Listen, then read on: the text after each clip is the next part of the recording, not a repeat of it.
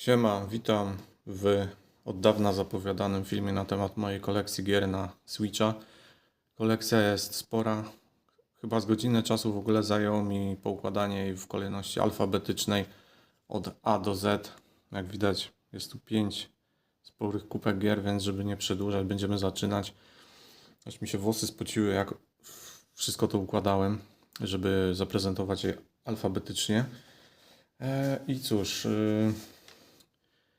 Miałem jeszcze pokazywać gameplaye z każdej z tych gier, ale musicie mi to wybaczyć. Niestety, że jakbym chciał to robić, to ja nie wiem, na kiedy ten film by powstał, żeby przygotować tak dużo gameplayów, więc odpuszczam to. Będę pokazywał po prostu pudełka moje, jakie mam w kolekcji na Switcha. Na stan na kwiecień 2026. W kolekcji mojej, którą prezentowałem w styczniu 24, miałem 41 gier. Teraz jest ich ponad trzykrotnie więcej niż wtedy, więc od razu mogę powiedzieć, że jest prawie 140 tytułów. Czy coś mi ubyło? Ubył mi jeden tytuł pudełkowy, a tym tytułem jest Wiedźmin 3, którego dziwne, że go sprzedałem, nie? No bo to taki dość rarytas. Natomiast sprzedałem go głównie dlatego, że nie wiedziałem, co robić z tym kartonem. Nie lubię takich wydań, gdzie jest jakiś tam karton dodatkowy, wszędzie mi się on poniewierał, nie pasuje tak, żeby ustawić to wszystko jedną grę obok drugiej. Trochę mnie to drażniło, a poza tym w dobrych cenach pojawiły się cyfry, więc sprzedałem moje pudełko za 270 zł, bo ja miałem edycję z polską okładką, a kupiłem cyfrę za 60 zł, więc uważam, że nie jest to zła przesiadka. Nie jestem jakimś tam ultramaniakiem, żeby mieć to w pudełku. Więc tak, ubyła mi jedna gra. A przybyło całe mnóstwo, więc zaczynamy, żeby nie przedłużać. Kolejność alfabetyczna. Więc tak, literka A, zaczynamy od Advance Wars 1 plus 2 Reboot Camp. Gierka, którą już przeszedłem, to znaczy przeszedłem tylko pierwszą część Advance Warsa, a dwójki jeszcze w ogóle nie ruszyłem. I będzie czekała na swoją kolej. Kolejna gra na A, Animal Crossing New Horizons.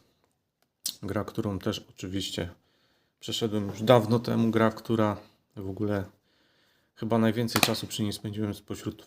nie ma jej tutaj, bo jest w tym w futerale od Switcha, ponieważ co jakiś czas zaglądam do tej gry. Mam już w niej prawie 240 godzin nabite.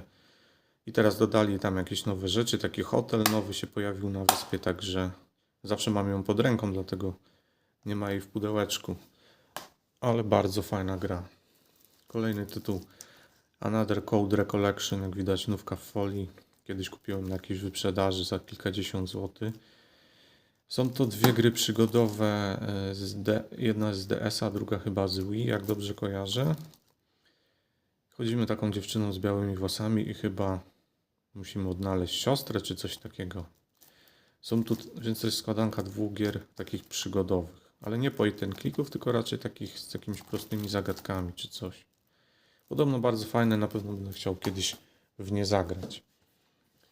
Następna gra ARMS, czyli taka bijatyka z ruchowa, tak? Znaczy można grać przyciskami, ale główne założenie jest takie, żeby po prostu joyconami trzymanymi w ręku walić jak piąchami i pięści naszych bohaterów, znaczy ręce ich się wyciągają jak sprężynki.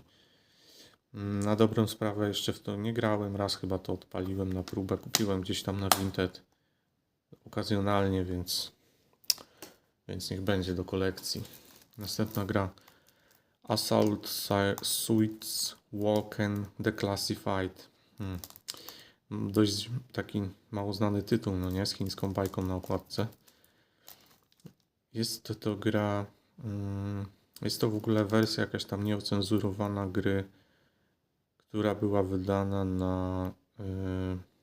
na SNESie. Tylko ona na SNESie jakiś miała inny tytuł. Właśnie już nie pamiętam.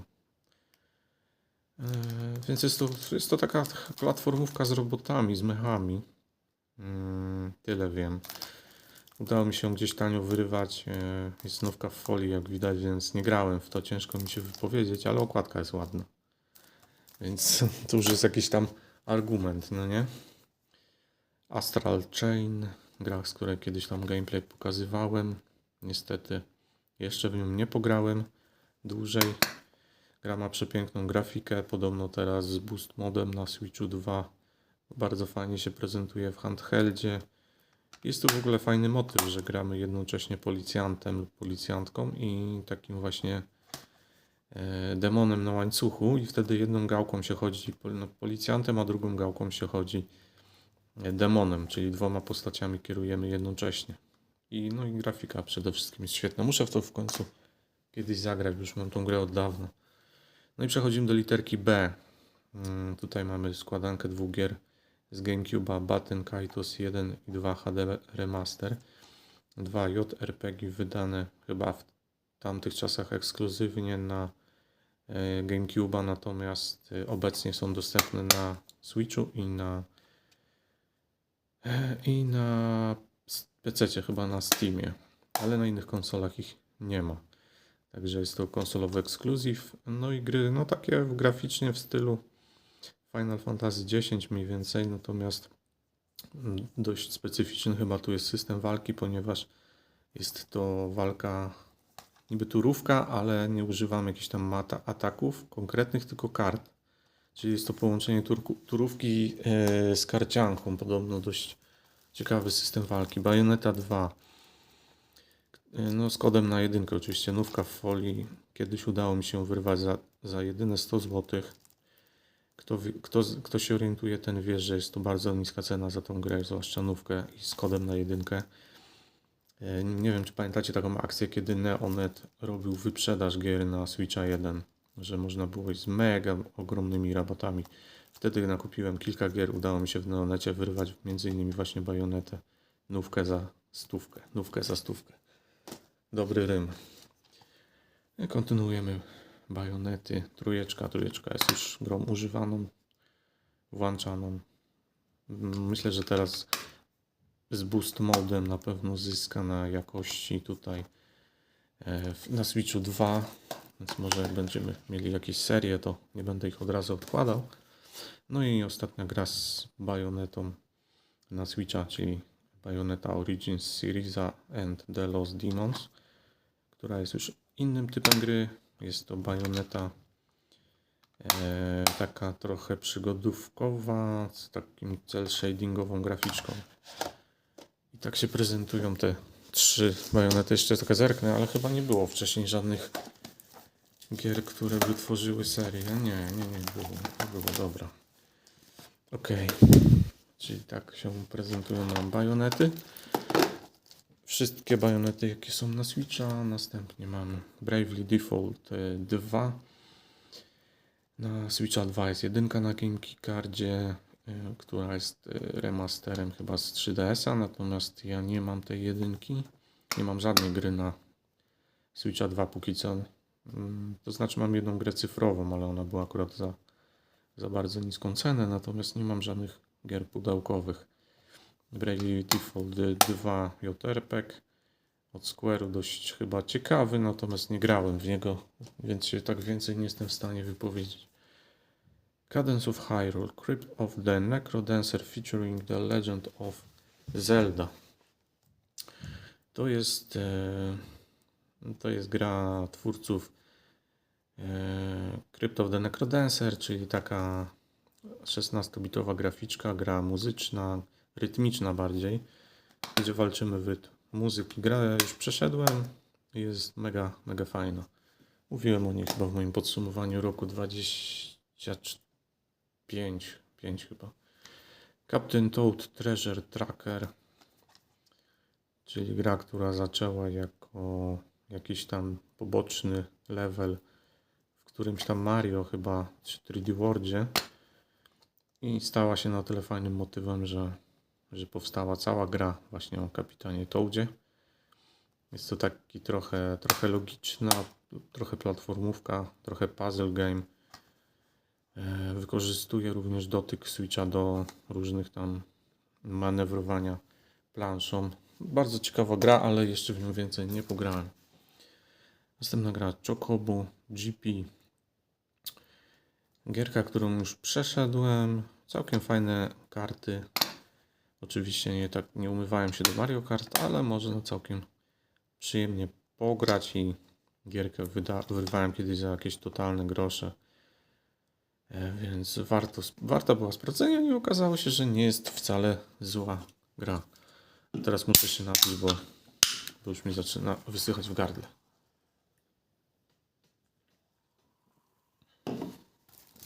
Ok. Następna gra od Square Enix. Collection of Mana. Nówka w folii. Gdzieś kiedyś wyrwana na jakiejś wyprzedaży. Jest to składanka 3 gier Final Fantasy Adventure z klasycznego czarno-białego Game Boya, a także Secret of Mana i Trials of Mana ze SNES-a. Czyli jest to składanka po prostu 3 mega starych RPG-ów takich akcyjnych, tak? Czyli takich, gdzie walimy bezpośrednio, a nie turowo. Czyli no, w czasie rzeczywistym, tak, walczymy. Tak jak w Zeldzie, no mniej więcej. Okej, nie grałem w to, oczywiście bez folii. Cruise and Blast. Jest to gra, która była chyba kiedyś na automatach popularna. No i później właśnie przeportowali ją na Switcha. Jest to ekskluzyw na Switcha i dodatkowo wydanie pudełkowe jest ekskluzywem na Amerykę. Dlatego mam amerykańskie wydanie tej gry. Oczywiście tam można było ją kupić w Polsce bez problemu, bo niektóre sklepy ściągały ją ze Stanów, także to nie jest żaden rarytas. Ale jeszcze w to nie pograłem. Zachęciły mnie jakaś tam recenzja na YouTubie, szczególnie motyw, że można tutaj biegać chyba T-Rexem czy nawet jednorożcem, więc są totalnie zwariowane arcade'owe wyścigi. No, może być całkiem ciekawa gierka. Ok, następna gra. Cult of the Lamp. Też w folii, jak widać, nówka. Indyczek, w którym kierujemy taką owieczką opętaną chyba przez jakiegoś demona, która musi założyć taki kult, jakby sektę, składać inne owce w ofierze i no taki trochę, kurczę, farming sim połączony chyba z roguelike'iem, jak się nie mylę. Podobno fajna gra, gdzieś tam kiedyś się trafiła. Wziąłem, żeby sprawdzić, ale póki co nie sprawdziłem. Następna gra to Dark Souls Remastered, który już pokazywałem kiedyś w gameplayu. Kupiony z ciekawości, bo bardzo tanio mi się trafił na Vinted. Dosłownie za jakieś 50 zł chyba. No tam plus wysyłka, no to z 60. Więc no wziąłem, mówię, z ciekawości. No całkiem fajnie chodzi, całkiem nieźle wygląda na Switchu. No może jeszcze kiedyś zagram, a jak nie to sprzedam albo będzie do kolekcji i tyle. Kolejny indyk. Dave the Diver Anniversary Edition. Nówka w folii. Ponoć bardzo fajny indyk, w którym mamy połączenie takiego nurkowania i zbierania rybek z prowadzeniem restauracji. Mega wysokie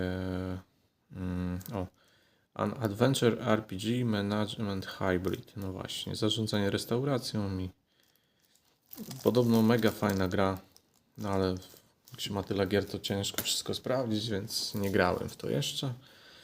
Następna gra, ta z kolei jest bardzo nisko oceniana. DC Super Hero Girls Teen Power. Nie wiem, czy to nie jest najniżej oceniona gra, jaką mam w kolekcji. Gra, w której gramy tymi, no właśnie, bohaterkami DC w takiej bardziej wersji Cartoon Network, bym powiedział. Jest to chyba taki trochę otwarty świat. I co my tu mamy? No, gierka jest ponoć słaba, ale kupiłem ją na Vinted za dosłownie 30 zł. Więc mówię, sprawdzę. Czemu nie? Oczywiście jest to ekskluzyw na Switcha i tylko dlatego to kupiłem, bo jakby to była gra multiplatformowa, to nigdy bym nawet na nią nie spojrzał. Ale z racji tego, że to ekskluzyw, to Demon Throttle jest to kolejny ekskluzyw. Gra, która jest reklamowana tym, że została wydana tylko wyłącznie fizycznie, nie da się jej kupić cyfrowo. Taka polityka właśnie tego dewelopera, żeby ratować gry fizyczne. Niestety okładkę mam po chyba włosku, ale to sobie tłumaczyłem z translatorem, to właśnie ten napis, co tu jest, to po polsku by brzmiał tylko fizycznie, nigdy cyfrowo. Coś takiego. Ale to kupiłem dosłownie też za, nie wiem, 40 coś złotych chyba. Podobno całkiem fajna gra właśnie w takiej NES-owej grafice. Trochę jak jakieś Ikari Warriors, że idziemy do góry i strzelamy. No i sam motyw właśnie, że gra jest wydana tylko fizycznie, wydaje się całkiem ciekawy. Więc wziąłem dla testów, ale może kiedyś. Detective Pikachu Returns, jest to chyba remaster gry chyba z 3DS-a, czy z D... nie, 3DS-a chyba, nie wiem dokładnie. W każdym bądź razie no jest to przygodówka detektywistyczna, w której musimy rozwiązywać jakieś błahe sprawy związane z Pokemonami. Ta gra nie ma za dobrych ocen i podejrzewam, że może być dość słaba, no ale nie wiem, zobaczy się. Zobaczy się w swoim czasie. Nie jest długa, więc może kiedyś w nią pogram. Disney Illusion Island. Jest to Metroidvania z bohaterami Disneya, tak, czyli Mickiem, Donaldem, Goofym i Minnie. Już tą grę przeszedłem, jest całkiem spoko, tylko jest trochę monotonna, ale ma bardzo fajne cutscenki z bardzo fajnym voice actingiem, dosłownie jakby się oglądało kreskówki Disneya. Ale ogólnie średniaczek, bym powiedział. No i ta gra była długo ekskluzywem na Switcha, ale obecnie już nie jest niestety ekskluzywem. Została wydana też na inne platformy. Dodgeball Academia.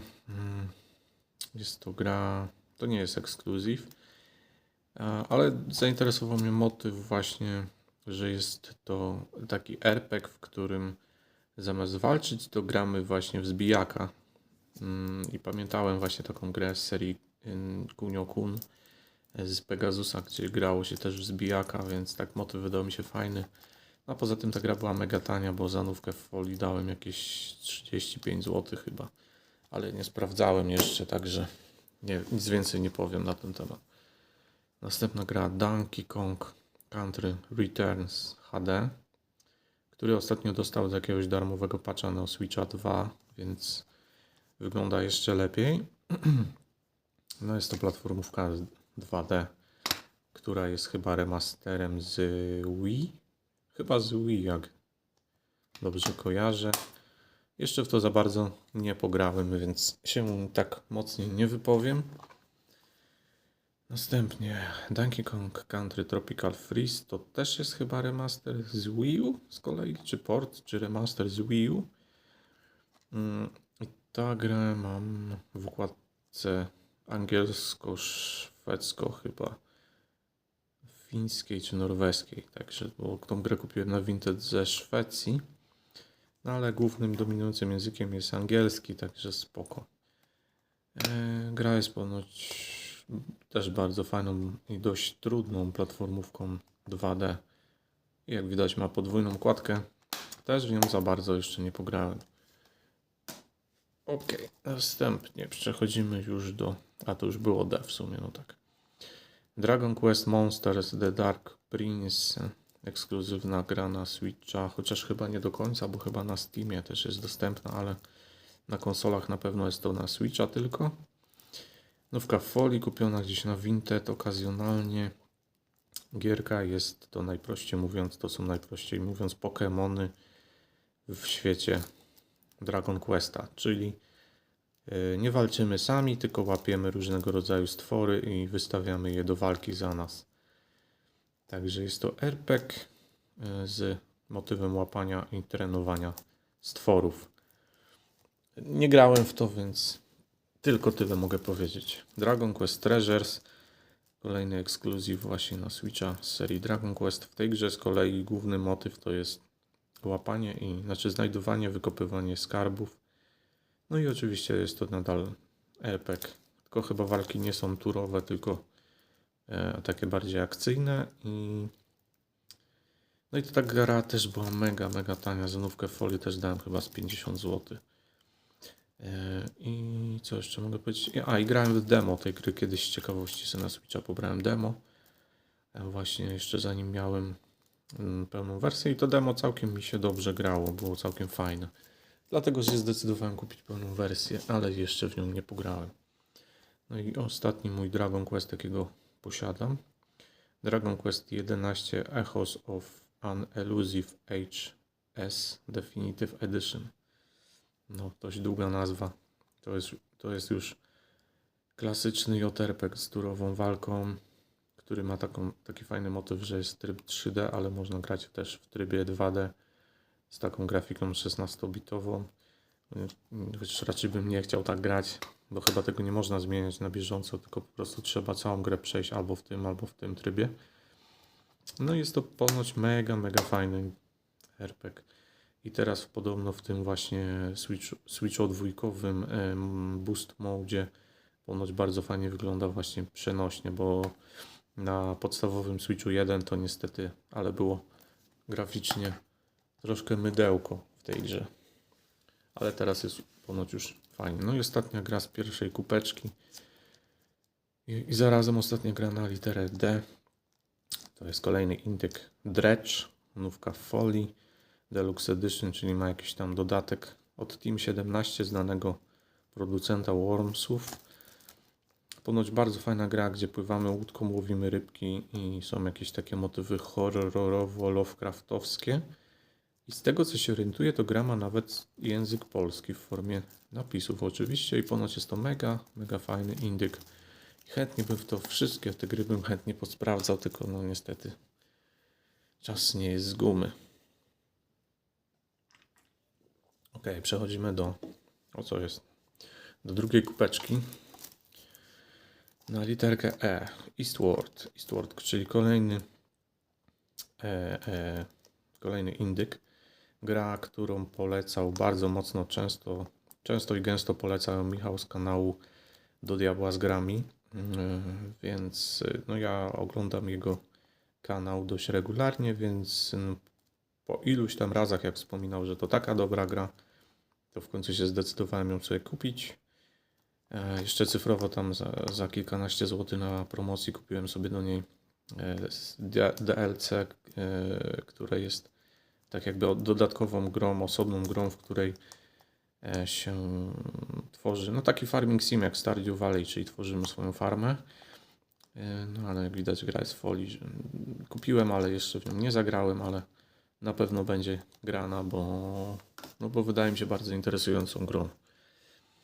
Dobra, następnie Endless Ocean Lumines. Gra o nurkowaniu i to jest ponoć już druga część tej serii. Pierwsza była ponoć na Wii chyba. I podobno ta pierwsza część była lepsza. Podobno w tej drugiej jest za mało treści i chyba za dużo grindu czy czegoś, nie wiem. Grałem w to chwilę, chciałem tylko zobaczyć. No grafika jest fajna. Do końca nie wiem, o co chodzi. Tu chyba się robi zdjęcia stworzeń morskich czy coś. Na pewno nie jest to gra typu Subnautica z jakimś survivalem. To jest raczej taka swobodna eksploracja, chyba badawcza raczej oceanu, a nie survival. Także specyficzna gra. Gdzieś tam też używkę wyrwałem dość tanio. Byłem ciekaw tej gry. W ogóle miałem ostatnio, no tak z pół roku temu fazę na takie gry z motywem nurkowania morskim. Właśnie wtedy kupiłem to. Wtedy kupiłem też Dave the Divera i wtedy kupiłem też Subnautikę, którą pokazywałem w gameplayu, ale Subnautikę sprzedałem, bo pograłem w nią trochę i się odbiłem. Więc możliwe, że z tymi będzie tak samo jak testuję, nie wiem. Następnie, widzę, że tu chyba źle ułożyłem kolejność. Jeśli chodzi o alfabet. No dobra, niech już tak zostanie, skoro już się wyrwałem przed szereg. Final Fantasy XII The Zodiac Age, czyli kolejna gra od Square'u. Dużo mam coś tych gier od Square'u, tak się okazuje.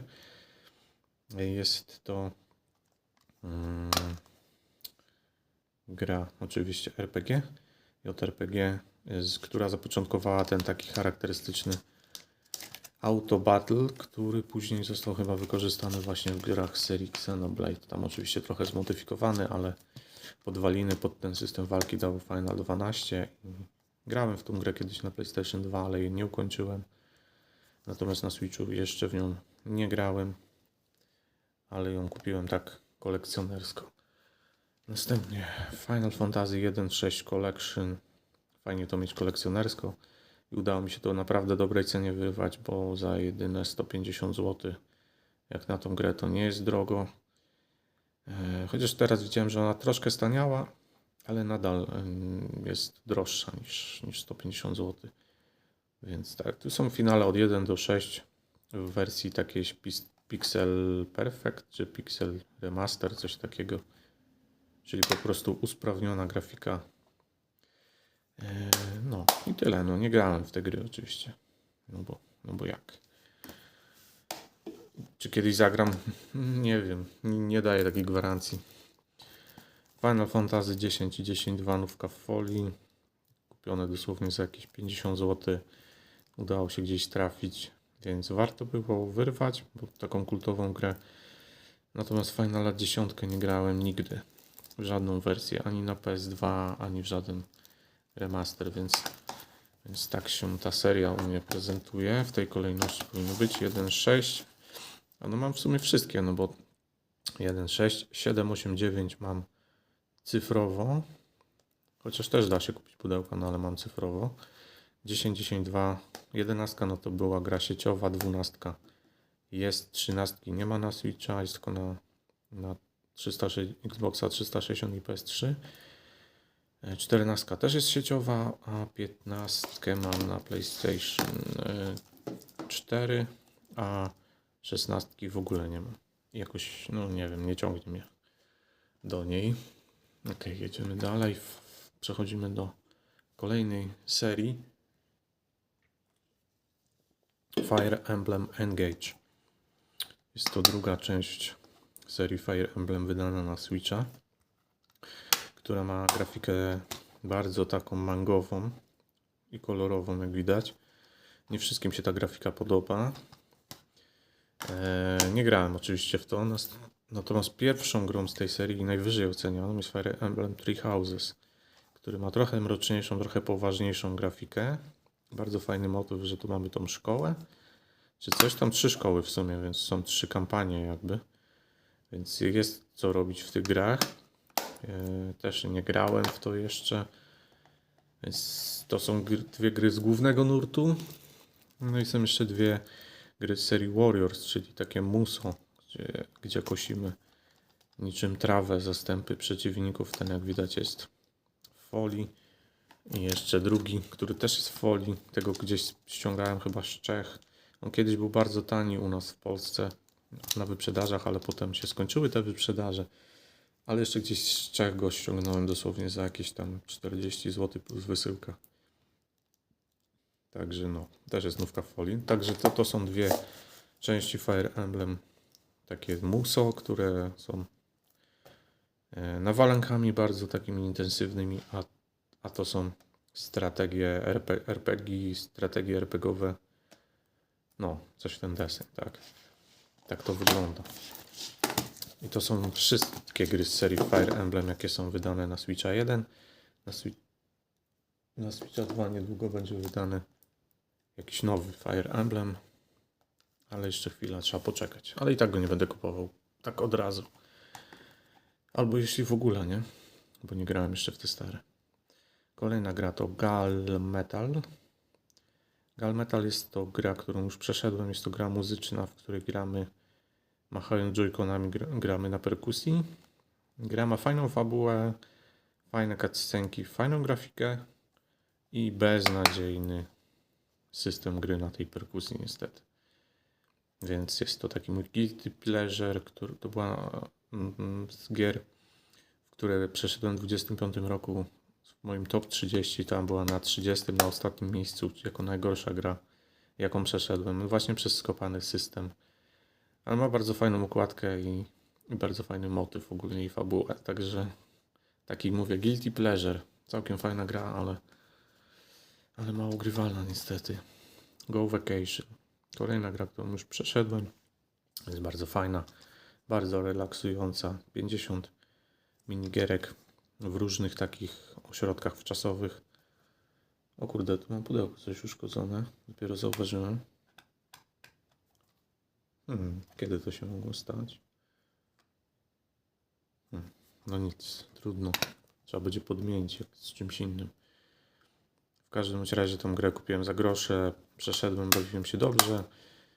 Jest to port gry z Nintendo Wii, więc takie gry zawsze mile widziane, bo nie miałem nigdy Wii. A tych portów z Wii na Switchu nie było też znowu za wiele. Następna kultowa gra dla wielu osób w Polsce, Gothic Classic Coriolis Saga, czyli Gothic 1 i 2 na jednym kartridżu.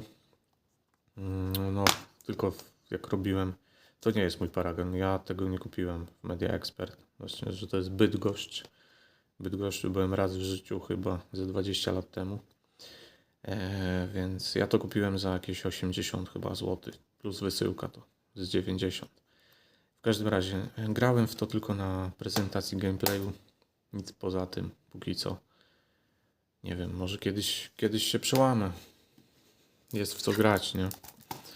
Następna gra na G to Graveyard Keeper Undead Edition, która zawiera wszystkie DLC-ki do gry na kartridżu.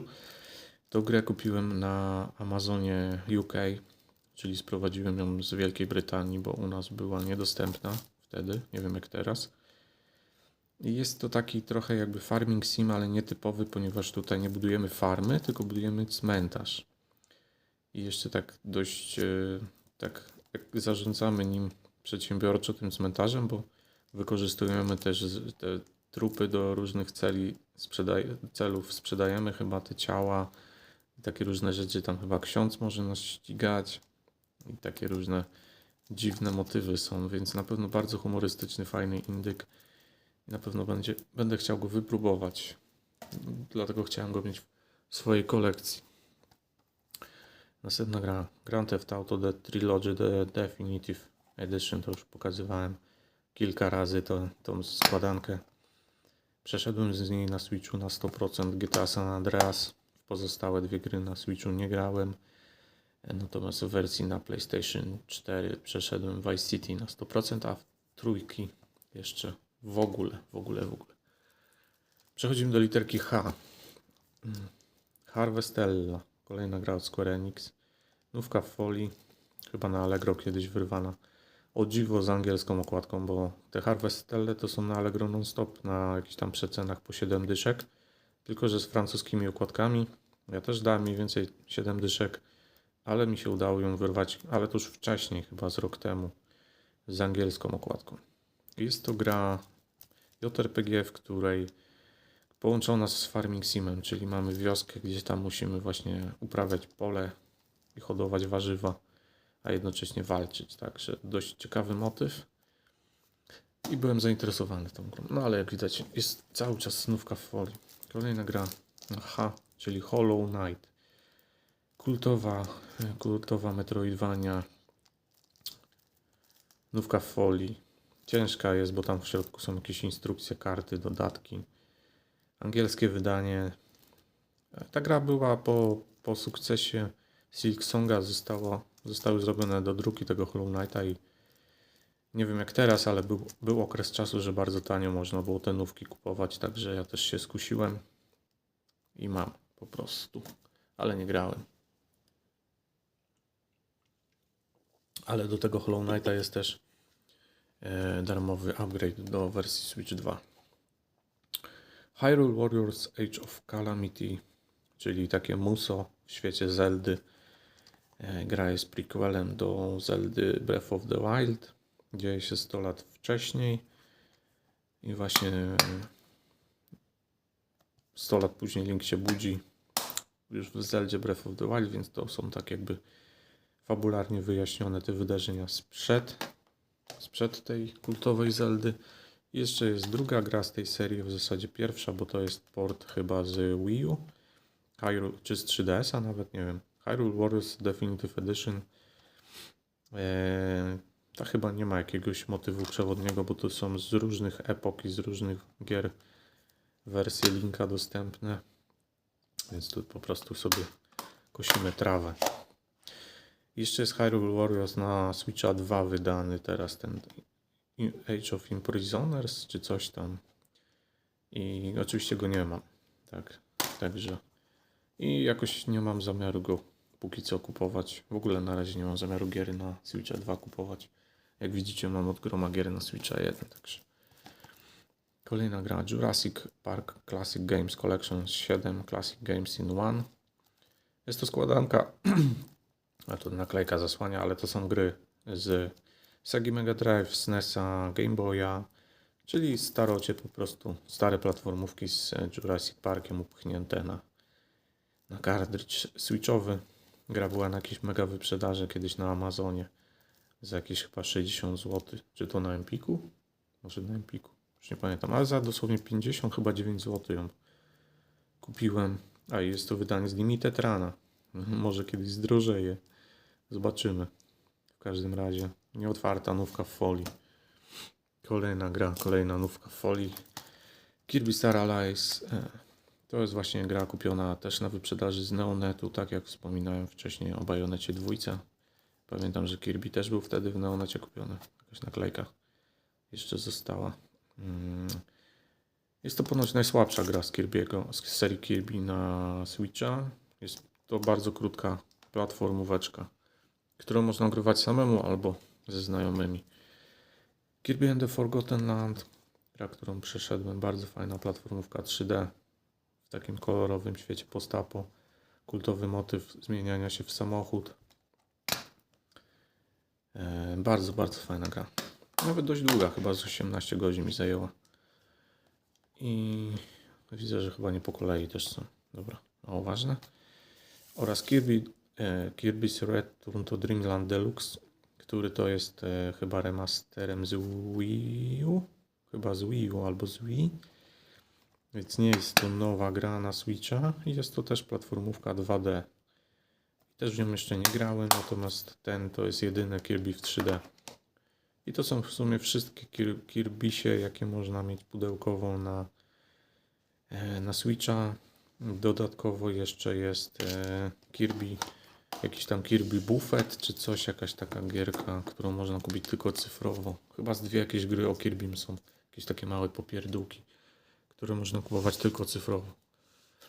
Dobra, przechodzimy dalej. The Legend of Zelda Breath of the Wild. Kultowa gra, no już wszystko zostało o niej chyba powiedziane. Więc co tu jeszcze dodać? A, bo w ogóle jest, dlaczego jest już tutaj po K, no nie? No bo jak gra zaczyna się od D, no to tego nie liczę, nie? Czyli wtedy liczę jako L, Legend of Zelda. Dlatego pod L Zelda się znajduje, a nie pod Z, ani nie pod T. Takie wyjaśnienie, nie? Zelda Breath of the Wild. To wszystkie będą Zeldy po kolei. The Legend of Zelda Echoes of Wisdom. Też przeszedłem oczywiście na premierę. Bardzo fajna gra, w której tworzymy sobie te echa. Następnie Zelda Link's Awakening, którą przeszedłem zaraz po zakupie Switcha OLED. Chyba to była druga gra, jaką przeszedłem. Bardzo fajna też. Następnie The Legend of Zelda Skyward Sword. Tej z kolei nie przeszedłem. Ta gra jest średnio ogólnie oceniana. Jest ponoć trochę dziwna i ma trochę skopane sterowanie. Więc w to jeszcze nie grałem. No i ostatnia Zelda to jest The Legend of Zelda Tears of the Kingdom, którą oczywiście też na premierę kupiłem i przeszedłem. Zajęła mi 100 godzin. Też mega, mega świetna gra. No i oczywiście ta i ta mają te płatne patche po 40 zł na Switcha 2. Te dwie mają ulepszenia za darmo, a ta to chyba nic nie ma, jak się nie mylę. Dobra, także sprzątamy Zeldy. Sprzątamy nasze Zeldy. Ok. I idziemy dalej z tą kupeczką. Live Alive, czyli kolejny RPG od Square Enixa. Jest to remake czy remaster gry z SNES-a, czyli z Super Nintendo. Bardzo stara gra, w której to mamy chyba podróże w czasie. Coś takiego, że w różnych strefach, znaczy w różnych czasach dzieją się różne wątki kilku postaci. W przeszłości, w przyszłości, w teraźniejszości. I w każdym jest trochę inny system walki, inne zasady. Jest jakiś dziki zachód, jakaś epoka rycerska. No i tu na koniec tej kubki Luigi's Mansion 2 i Luigi's Mansion 3. Dwójeczka, jak widać, jest znówka w folii. Planuję w tym roku w nią zagrać. Mam nadzieję, że mi się to uda. A trójeczkę przechodziłem. To była chyba trzecia gra, jaką przeszedłem na Switchu OLED w 2021 roku. Mega fajna gra. Bardzo mi się podobała. Więc tak, no dwie gry. Myślę, że ta też będzie fajna, ale to muszę najpierw zagrać, żeby się o tym przekonać. Chyba tutaj przejadę teraz tymi gierkami, które już omówiłem. Tą jedną kubką przynajmniej. Ok. Jeszcze 2,5 kubki. Kurde. Wiedziałem, że to będzie trwało, no niestety. Lunar Remastered Collection. Czyli jest to kolejna składanka starych gier. W tym wypadku mamy dwie gry z serii Lunar, które były swego czasu ekskluzywnie wydane na Sega Mega CD, a później zostały wydane również na Game Boya Advance. Ponoć bardzo fajne, klasyczne JRPG z grafiką taką 16-bitową, ale całkiem fajna stylowa grafika. Ciekawa gratka kolekcjonerska.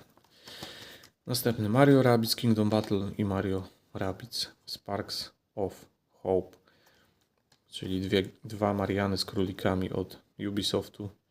Oba mają nawet polskie okładki, między innymi. Niestety same gry są w języku angielskim i żadną z tych gier na dobrą sprawę jeszcze nie pograłem.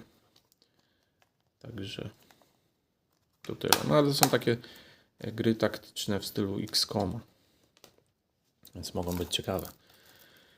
Mario and Luigi Brothership nówka w folii. Jest to RPG w stylu trochę jak był Mario and Luigi Superstar Saga na Game Boy Advance. To jest chyba coś w tym stylu. Podobno ta gra jest mega długa, że tak z 50 godzin spokojnie. Ale ponoć jest niezła całkiem, chociaż grafika nie wydaje mi się jakaś taka super zachęcająca, no ale nie wiem, może kiedyś w nią zagram. Mario and Sonic at the Olympic Games Tokio 2020. Gra, którą przeszedłem, była to bardzo przyjemna sportówka. Zawierała fajne minigierki i całkiem fajną fabułę. Niestety wkładka goła, biała kartka. Była to spoko gierka. Podobała mi się. Teraz będzie sporo Marianów. Mario Kart 8 Deluxe. Tę grę chyba nie trzeba nikomu przedstawiać. Kultowa kartówka z Marianem, którą no, oczywiście przeszedłem. Znaczy no, nie na wszystkich poziomach trudności, aż tak hardkorowym graczem nie jest. Następnie Mario Strikers Battle League Football. Też przeszedłem, ale tylko na tym normalnym trybie.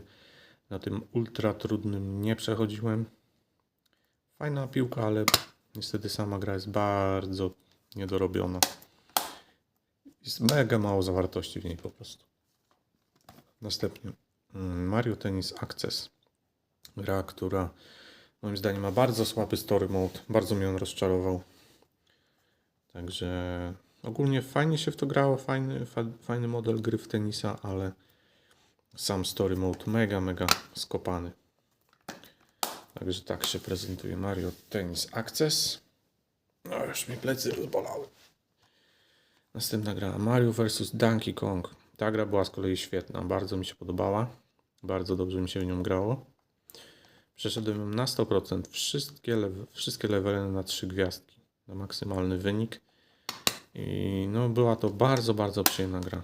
Teraz Mario vs Donkey Kong został dodany do aplikacji Game Boy Advance w tej oryginalnej wersji, bo to jest remake z Game Boy Advance, tak w ogóle. Marvel Ultimate Alliance 3 The Black Order. To jest gra typu super bohaterska, taka z widokiem izometrycznym, gdzie chodzimy takim teamem bohaterów, możemy się na bieżąco między nimi przełączać i no jest tam jakaś fabuła marvelowska. Nie grałem w to za bardzo, bo nie są to moje klimaty, ale jest to ekskluzywna gra na Switcha, więc może kiedyś. Metal Gear Solid Volume 1 Master Collection. Składanka, na którą składa się Metal Gear 1, 2 i 3 oraz kilka takich starych, jakichś 16-bitowych Metal Gearów. W zeszłym roku przeszedłem Metal Gear 1 z tej gry. Bawiłem się, no jak za dawnych lat niemalże, bardzo fajnie.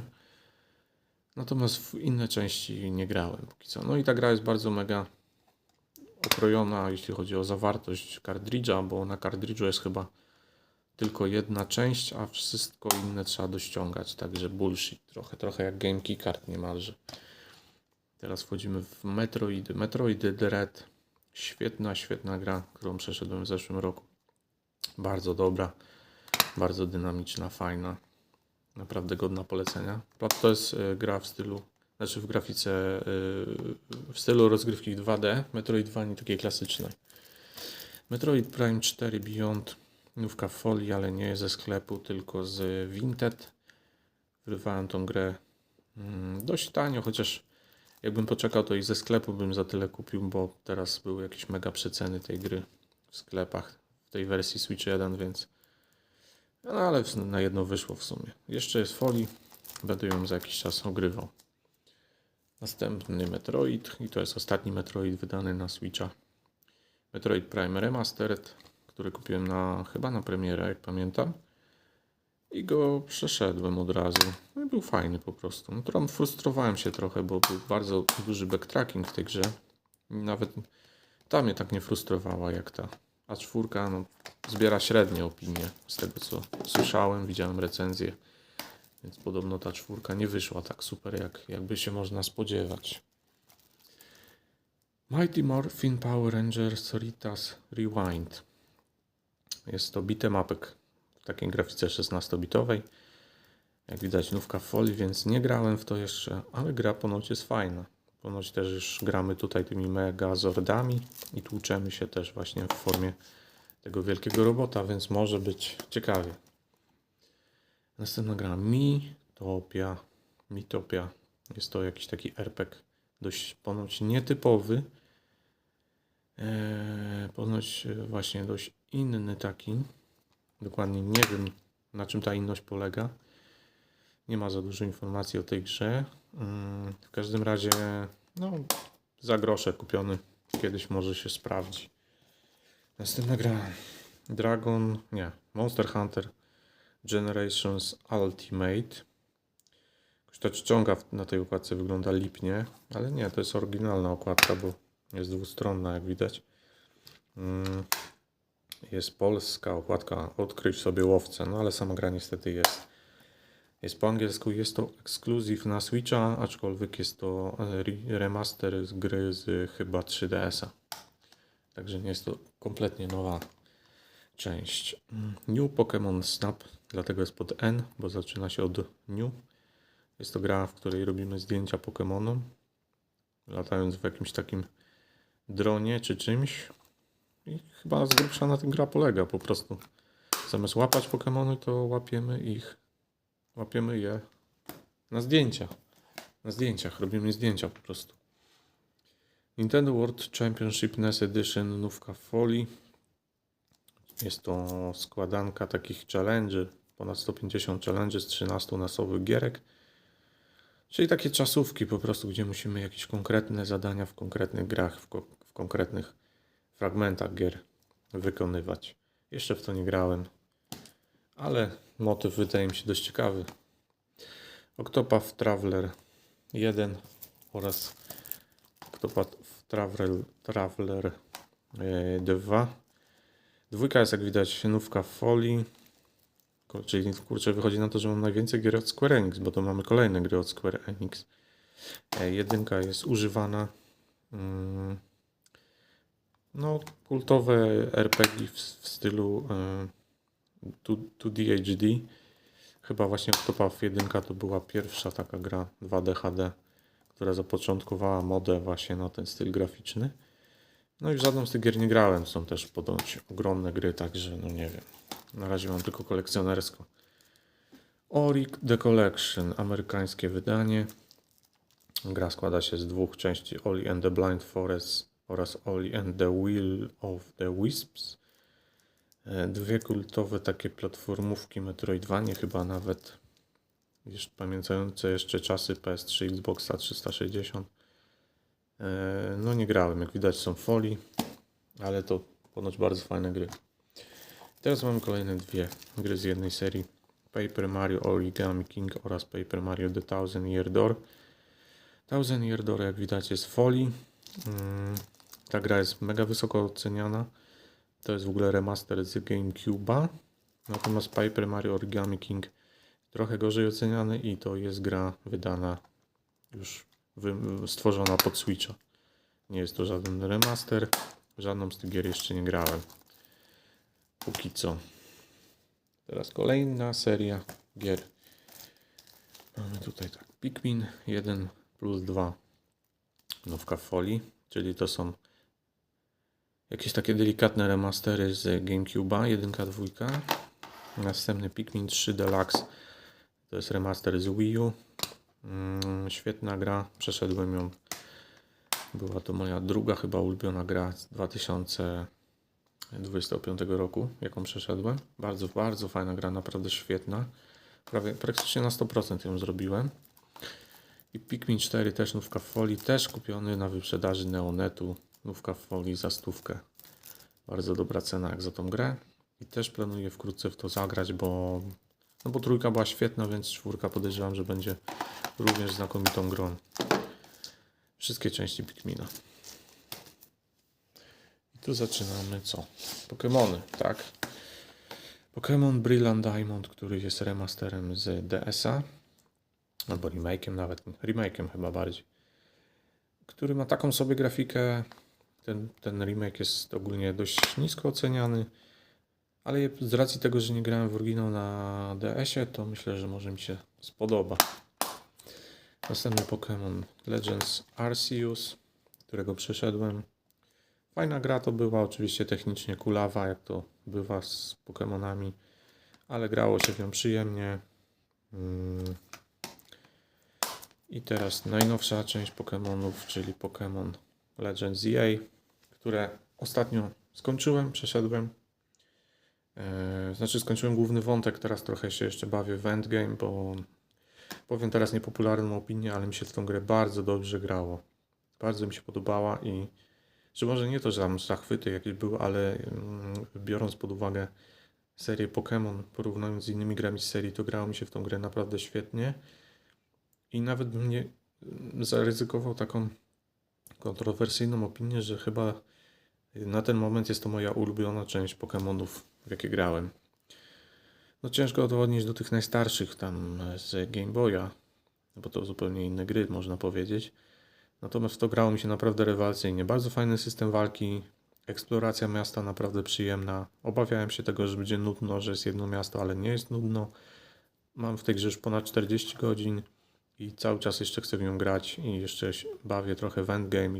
Jeszcze może dobiję do 50 godzin, bo dobrze mi się po prostu w tą grę gra. I dlatego tutaj nie ma kartridża, bo jest w konsoli, tak? Bo cały czas w to gram. I naprawdę nie sądziłem, że ta gra mi się tak spodoba.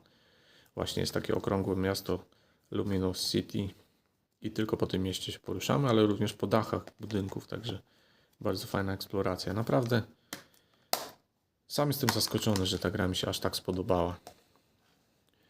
Może na razie nie będę chował, jedziemy dalej. Pokémon Let's Go Pikachu. Jest to gra, są pierwsze Pokémony na Switcha i to był remake Pokémona Yellow z Game Boya. Przeszedłem je, podobały mi się, oczywiście są mega archaiczne, no ale jak ktoś lubi i pamięta tamte stare Pokémony, to te mogą się podobać, chociaż ten system łapania Pokémonów niczym w Pokémon Go to był trochę monotonny dla mnie. Dobra. Co my tu dalej mamy? Pokémon Mystery Dungeon Rescue Team DX. Ta gra jest chyba remake'iem czy remasterem z DS-a albo z 3DS-a. Coś takiego. I tutaj nie mamy trenera. Tu gramy Pokémonami samymi w sobie. I musimy ratować jakieś inne Pokémony. Chyba ponoć ta gra jest bardzo fajna. Ale jeszcze w nią nie grałem. Ale ma chyba niezłe oceny, także trochę inny typ gry, taki spin-off, no nie? No nie można powiedzieć, że to jest główna seria. Pokémon Scarlet, który na Switchu 1 chodzi tragicznie, ale na Switcha 2 dostał darmowego patcha. I teraz coś śmiga w 60 klatkach. i w Full HD. Także jest teraz w dechę, więc będzie ogrywane na pewno przeze mnie za jakiś tam czas oczywiście, no bo skończę z EA, no to nie będę się brał od razu za kolejne Pokémony, tylko będę musiał sobie troszkę odpocząć od tej serii, no nie? To trzeba będzie na przełamanie zagrać w coś innego. Okej, to może je sprzątnę. Sięgamy po kolejne Pokémony, to jeszcze nie koniec Pokémonów. Pokémon Sword, który jeszcze nie grałem na dobrą sprawę. Więc, znaczy kiedyś tam robiłem prezentację tej gry i pierwsze wrażenie było dość słabe, natomiast jakoś ostatnio bardziej się przekonałem do tych gier serii Pokémon, więc kiedyś do niej pewnie jeszcze zasiądę. No i ostatnia chyba gra z Pokémonami, tak mi się zdaje, Pokémon Tournament DX. Czyli ta gra chyba gdzieś w jakimś kraju się nazywa Tekken, Pokémon Tekken, o, jakoś tak. Nie Pokken, tylko Pokémon Tekken, bo to jest gra od Konami chyba? Nie wiem, w każdym razie to jest gra... Nie, a Bandai Namco? Namco, tak? Nie wiem, kto zrobił Tekkena i nie gram w bijatyki, więc się nie znam, ale no to jest taka bijatyka w stylu Tekkena, gdzie się normalnie pierzemy na arenach jako Pokémony. Ponoć całkiem niezła. Czy nie lubię bijatyk, jak mówię, ale no, z Pokémonami no to zawsze można przetestować.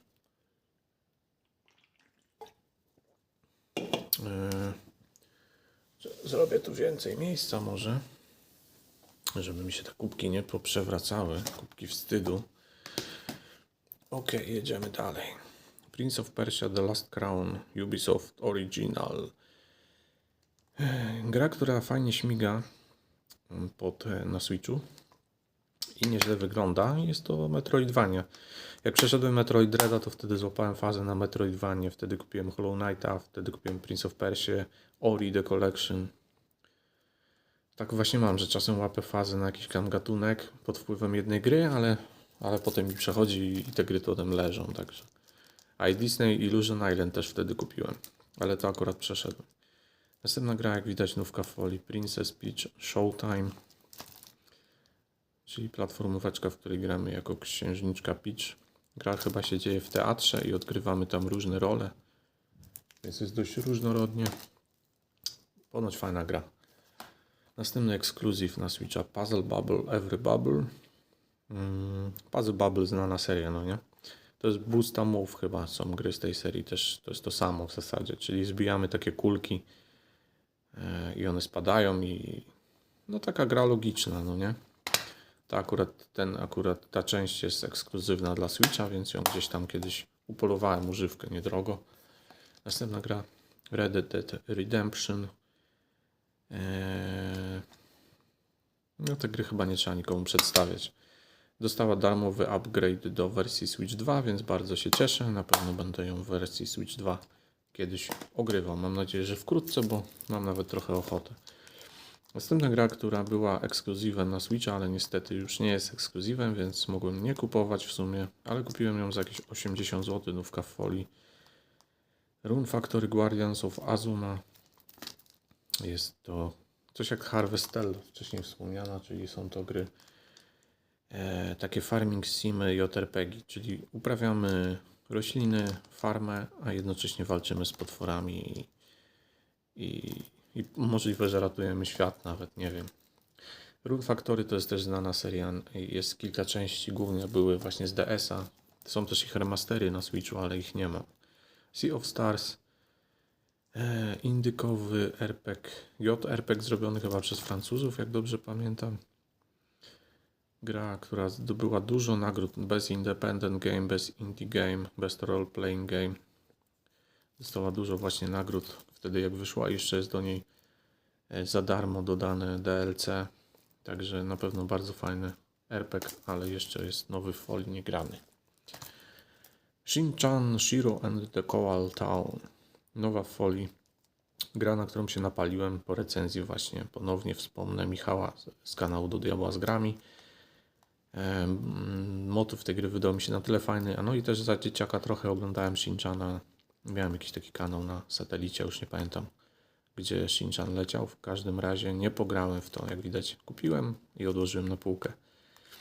Ale chciałbym to zagrać, bo motyw nadal jest dla mnie mega interesujący i poza tym to jest cozy gierka. Ja bardzo lubię cozy gierki. Shin Megami Tensei 5. Wiem, że jest ta wersja Vengeance, która wyszła na wszystkie platformy, natomiast ta podstawka była ekskluzywem na Switcha.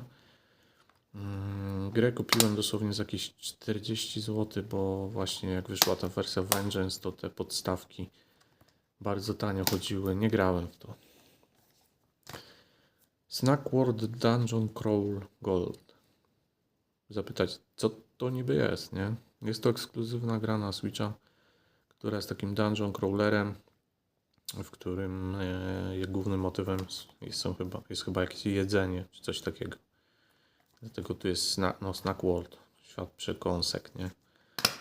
Nie wiem, czy to jest fajna gra. Gdzieś ją kupiłem za jakieś grosze na Vinted. A ponieważ jest ekskluzywem na Switcha, no to mówię, sprawdzę. Znawki Melody of Moomin Valley. Niedługo wychodzi druga część, która się będzie nazywać chyba Moomin Troll, coś tam, coś tam. Chyba w kwietniu, teraz właśnie na dniach. Tylko nie wiem, czy ona będzie cyfrowo, tylko czy w pudełku też. W każdym razie Snawkiem świetna gra. Bardzo naprawdę godna polecenia. Cozy gierka, bardzo przyjemna. Na 4 godziny, no jak z dodatkiem to na 5 godzin. Króciutka. Przepiękna grafika. Bardzo fajna gra. Naprawdę, jeżeli macie możliwość zagrać gdzieś za grosze, to gorąco polecam. Przeszedłem oczywiście na 100% i mega fajna gra.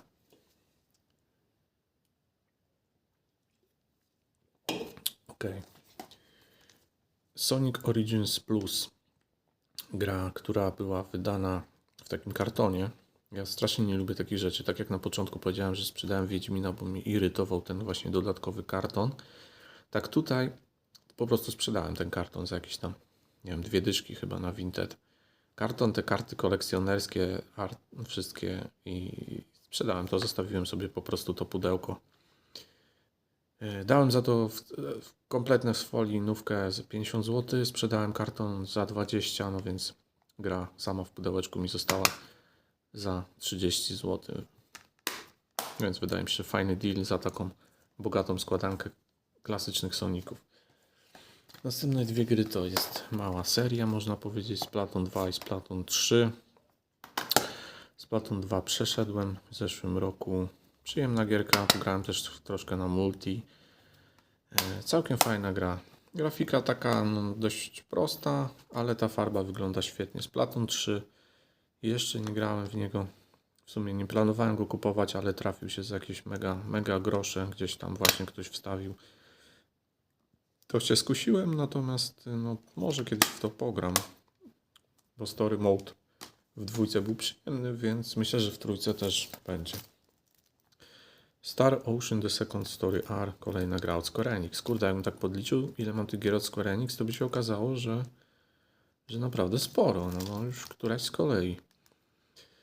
Akcyjna gra JRPG z przepięknym pixel artem, znaczy takim 2D HD grafiką. Nówka w folii, więc nie grałem w to totalnie. Mam jeszcze Star Ocean First Departure R w wersji cyfrowej. Pokazywałem z niej kiedyś gameplay. Stray, gra z polską okładką i sama gra też ma polskie napisy. Jeszcze jakieś kolekcjonerskie karty w pudełku. Grę już przeszedłem chyba z 2 razy nawet. Bardzo fajna. Trochę żałuję, że nie grałem w wersję PS5, bo wersja na Switcha wygląda dość słabo graficznie, ale grało się fajnie. Suikoden 1 i 2 HD Remaster. Śmieszne, bo ta gra w wersji na Switcha 1 jest właśnie na kartridżu, a w wersji na Switcha 2 jest na GameKey Cardzie. I to nie jest nie jedyny przypadek, jest naprawdę sporo takich wydań, które na Switcha 1 są w pełni na kartridżu, a na Switcha 2 jako GameKey Card. Natomiast taka gra jak Suikoden, która ma bardzo prostą grafikę, no to nie wiem, w czym wersja na Switch 2 miałaby być lepsza. No, może trochę ostrzejsza, trochę wyższa rozdziałka może. W każdym razie nie grałem w te Suikodeny. Super Mario 3D All Stars. Czyli trylogia z Mario 64, Mario Sunshine, Mario Galaxy. Mario Sunshine przeszedłem w zeszłym roku. Bardzo długa, bardzo fajna gra. Bardzo momentami frustrująca. Galaxy nie grałem, ale jak będę grał to chyba z tej wersji Galaxy 1 i 2. Natomiast Mario 64 to już tyle razy w życiu grałem w tą grę na oryginalnym Nintendo 64 i nawet na DS-ie w tą wersję z Yoshim, że po prostu już żygam tą grą. Super Mario 3D World and Bowser Fury. Przeszedłem obie te gry. Bowser Fury bardziej mi się podobało niż 3D World. Natomiast obie były ogólnie fajne. Tyle, no. Fajne platformówki 3D. New Super Mario Bros. U Deluxe to jest port z Wii U. Platformówka 2D. Tych New Super Mario Brosów to było dużo, bo były na DS-ach, na 3DS-ach, na Wii U, na Wii. Ciężko się naprawdę było połapać w tych wersjach.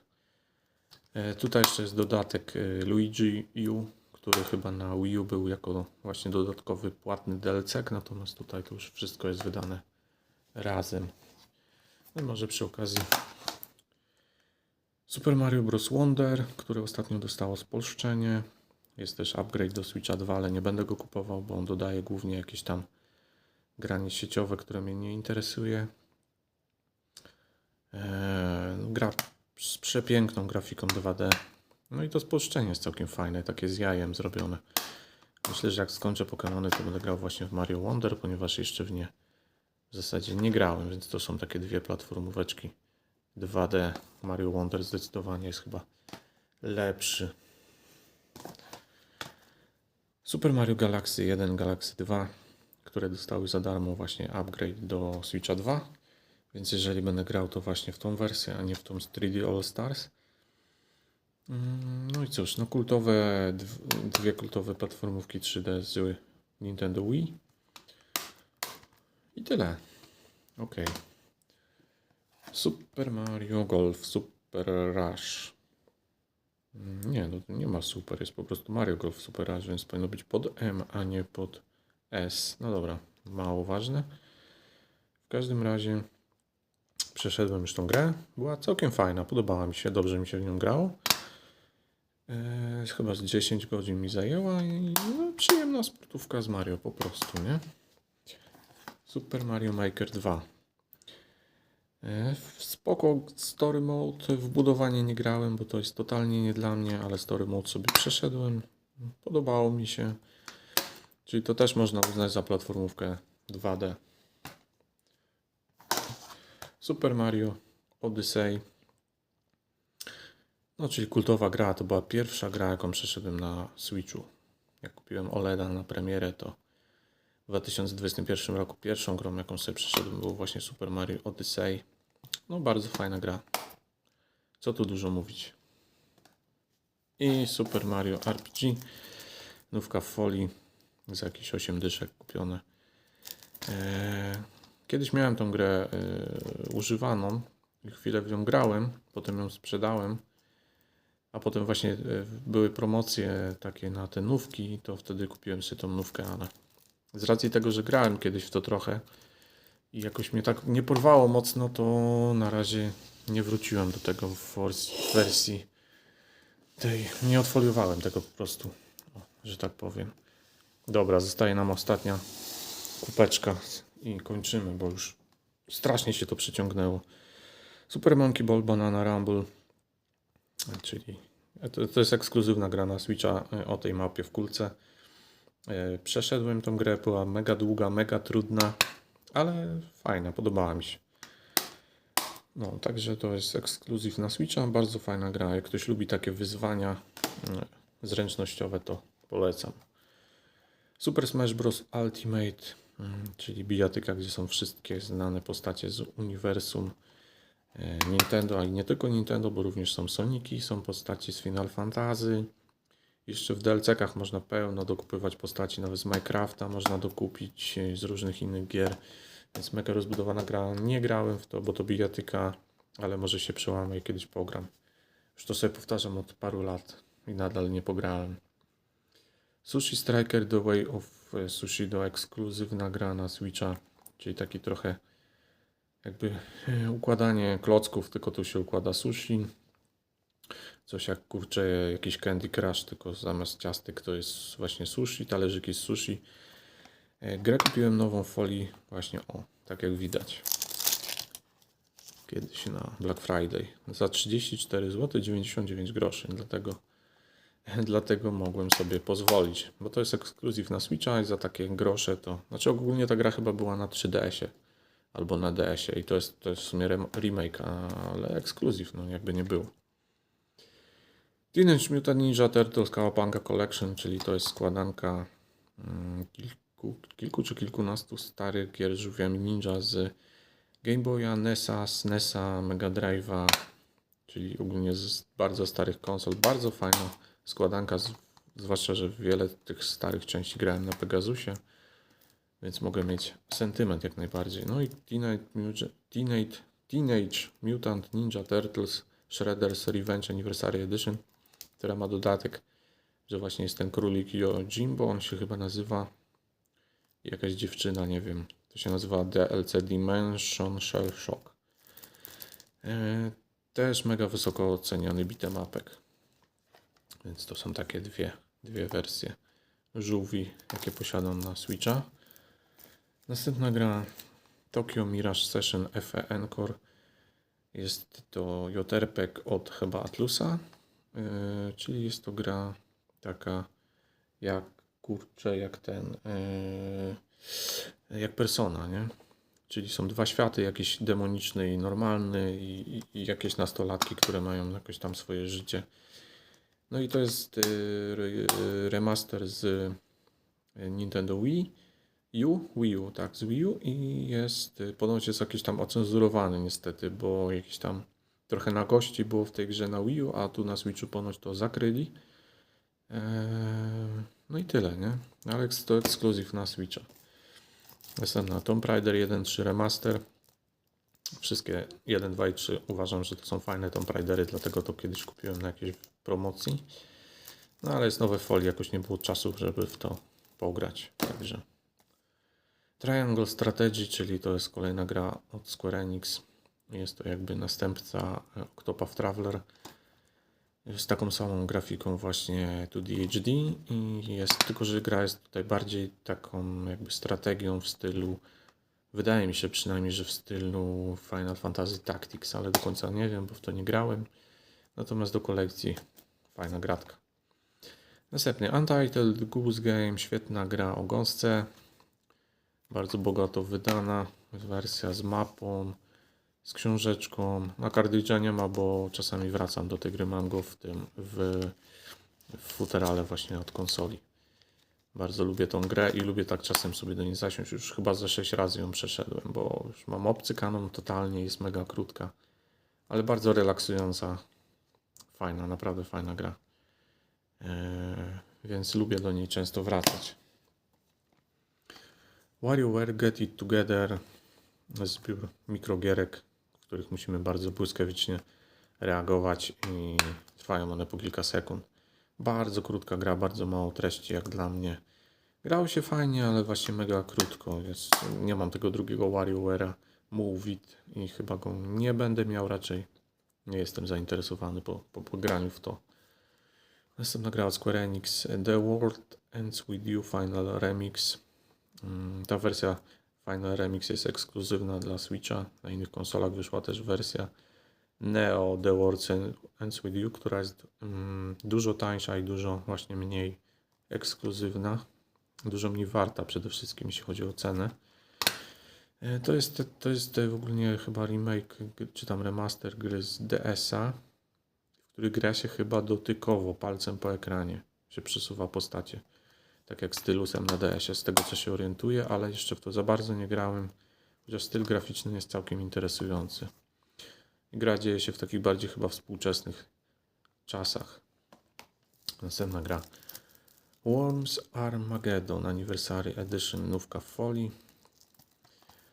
Jeszcze w to nie grałem, no ale nie grałem. No w Wormsy to ja się nagrałem przez większość swojego dzieciństwa, tak? Dlatego się skusiłem na tą grę z sentymentu, ale jak widać sentyment nie był na tyle silny, by to odfoliować i pograć.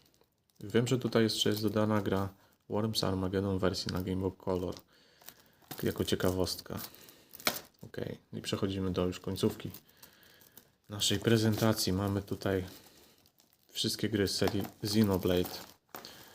Xenoblade Chronicles Definitive Edition, które przeszedłem. Mega fajna gra to była, bardzo dobra. Teraz z Boost Modem wygląda świetnie na Switchu 2. Ja niestety grałem na Switchu 1, wyglądała jak mydło. Xenoblade Chronicles 2, który z Boost Modem wygląda też nieźle, ale chyba nie aż tak dobrze, bo jest zblokowany na 720p, więc mimo wszystko trochę słabiej wygląda niż jedynka. Znaczy, jeżeli chodzi o rozdzielczość, tak, no bo ogólnie ma ładniejszą grafikę niż jedynka. Xenoblade 2 Torna, czyli jest to samodzielny dodatek do dwójki, jak widać jest nowy w folii, więc niesprawdzany. Xenoblade 3, czyli tak naprawdę najnowsza część serii, też wysoko oceniana. Też ponoć zyskuje dzięki Boost Mode'owi, jeszcze w nią nie grałem. No i Xenoblade Chronicles X, który też z Boost Modem wygląda lepiej, dobrze, ponoć nawet lepiej w wersji przenośnej wygląda niż z tym upgrade'em do Switcha 2. Co jest żałosne, bo upgrade jest płatny, a Boost Mode jest za darmo, więc... Ale też jak widać nówka folii, więc nie grałem. To jest cała kolekcja Xenoblade'ów. Jaką...